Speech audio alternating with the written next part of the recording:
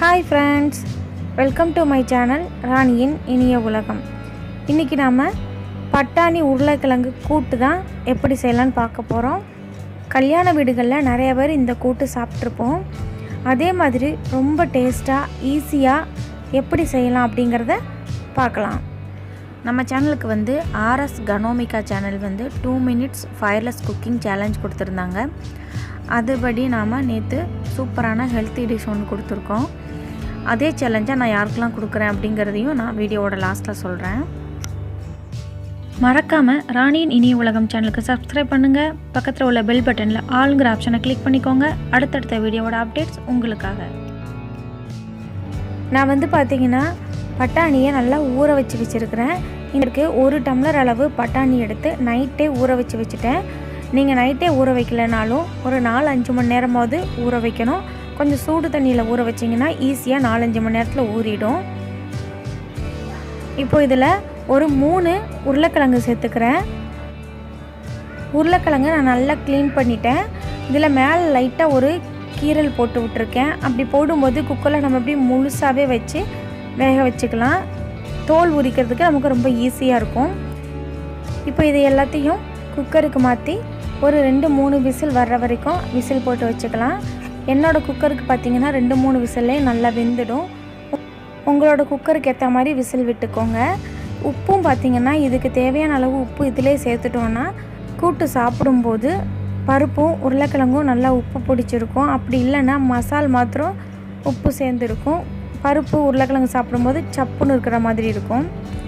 இப்போது குக்கரில் அது வெந்துட்டுருக்கிற சமயத்தில் நான் ஒரு 2 வெங்காயம் வந்து சின்ன சைஸ் வெங்காயம் ஸ்லைஸாக கட் பண்ணி வச்சுருக்கிறேன். பெரிய வெங்காயமாக இருந்தால் 1 வெங்காயம் எடுத்துக்கோங்க. கொஞ்சம் தேங்காய், ஒரு 4-5 பச்சை மிளகாய், கொஞ்சமாக பொரிக்கடலை வந்து குளுகுளுப்பு தன்மையை கொடுக்கும், அதுக்காக சேர்த்துக்கிறோம். பச்சை மிளகாய் காரத்துக்கு தகுந்த மாதிரி கூடவோ குறைச்சோ சேர்த்துக்கோங்க. இப்போ இதையும் நல்லா பேஸ்ட்டாக அரைச்சிட்டு வந்தாச்சு. நீங்கள் பொரிக்கடலைக்கு பதில் கேஷ்யூ நட்டு சேர்க்கனாலும் சேர்த்துக்கலாம். இப்போது உருளைக்கிழங்கு பட்டாணியெல்லாம் நல்லா வேக வச்சு எடுத்தாச்சு. இப்போ இதை தோல் நீக்கி எடுத்து வச்சுக்கோங்க, சின்ன சின்ன பீஸாக கட் பண்ணி. இப்போ ஒரு கடாயில் எண்ணெய் சேர்த்துருக்குறேன். எண்ணெய் நல்லா சூடானதுக்கப்புறம் இதில் ஒரு அன்னாச்சி பூ, ஒரு சின்ன சைஸ் பட்டை, 2-3 கிராம்பு, ஒரே ஒரு பிரிஞ்சி இலை, இதை சேர்த்து நல்லா வறுத்துக்கலாம். இப்போ இது நல்லா செவந்ததுக்கப்புறம் 1 ஸ்பூன் கடுகு சேர்த்துக்கோங்க. கடுகு பொரிஞ்சதும் கட் பண்ணி வச்சுருக்கிற வெங்காயத்தை இதில் சேர்த்து வதக்கிடலாம். இது ரொம்ப செவந்து வரணும்னு அவசியம் இல்லை, கண்ணாடி பதம் வர அளவுக்கு வதங்கினா போதுமானது. இப்போ இந்த வெங்காயத்துக்கு தேவையான உப்பு சேர்த்துக்கலாம். நம்ம உருளைக்கிழங்கு பருப்பில் ஆல்ரெடி உப்பு சேர்த்துருக்குறோம். ஸோ அதுக்கேற்ற மாதிரி பார்த்து சேர்த்துக்கோங்க. தேவைப்பட்டால் லாஸ்ட்டில் ஆட் பண்ணிக்கலாம். இப்போ இதில் கொஞ்சம் கருவேப்பிலை சேர்த்து வதக்கிக்கோங்க. கொஞ்சமாக மஞ்சள் தூள்,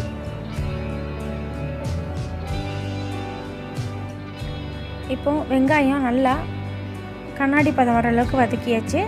இதில் நாம் வேக வச்சு கட் பண்ணி வச்சுருக்கிற உருளைக்கிழங்கை சேர்த்துடலாம்.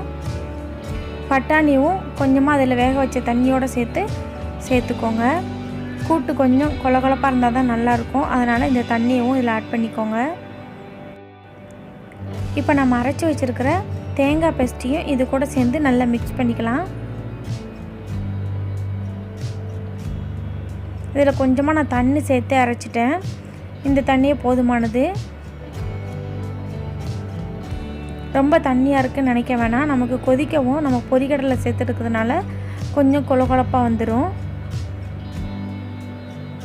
இப்போ ஆல்ரெடி எல்லாம் வெந்திருக்கு. ஸோ கொஞ்சம் இது வத்துற அளவுக்கு மூடி போட்டு லைட்டாக கொதிக்க விட்டுறலாம். இப்போ பார்த்தீங்கன்னா மசாலாலாம் நல்லா பருப்பு உருளைக்கிழங்கோட நல்லா மிக்ஸ் ஆகிடுச்சு. உங்களுக்கு இந்த அளவுக்கு தண்ணி வேண்டாம்னு நினச்சிங்கன்னா கொஞ்சம் வத்த விட்டுக்கோங்க. இப்போது லாஸ்ட்டாக 1 ஸ்பூன் கரம் மசாலா, கொஞ்சமாக மல்லி இலை தூவி ஒரு 2 நிமிஷம் கிளறி விட்டு ஆஃப் பண்ணிடலாம்.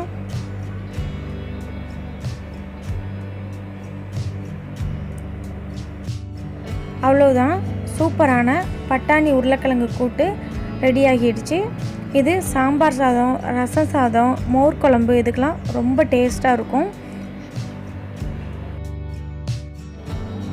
இதே மாதிரி நீங்களும் செஞ்சு பார்த்து எப்படி இருக்குங்கிறத கமெண்டில் சொல்லுங்கள்.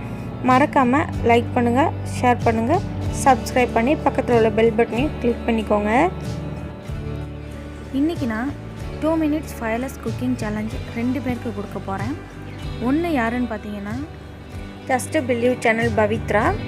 அவங்க ஒரு வீல் சேர் மாடல். அவங்க சேனலில் பார்த்தீங்கன்னா விளாக்ஸ் அண்டு நல்ல நல்ல டிஷ்ஷஸ் எல்லாம் ஷேர் பண்ணிகிட்டு இருக்கிறாங்க. அப்புறம் செகண்ட் ஒன் பார்த்திங்கன்னா மகா ரெசிபீஸ் மகாலட்சுமி. அவங்களுமே டிஃப்ரெண்ட் ஸ்நாக்ஸ் ஐட்டம்லாம் ஷேர் பண்ணிகிட்ருக்குறாங்க. இந்த 2 சேனலோடைய லிங்க்குமே நான் டிஸ்கிரிப்ஷன் பாக்ஸில் கொடுக்குறேன், போய் பாருங்கள். நம்ம சேலஞ்சை ஏற்றுக்கிட்டு அவங்க என்ன மாதிரி ட்ரெஸ் கொடுக்குறாங்க அப்படிங்கிறத அவங்களுடைய சேனலில் பார்க்கலாம். தேங்க்யூ ஃபார் வாட்சிங்.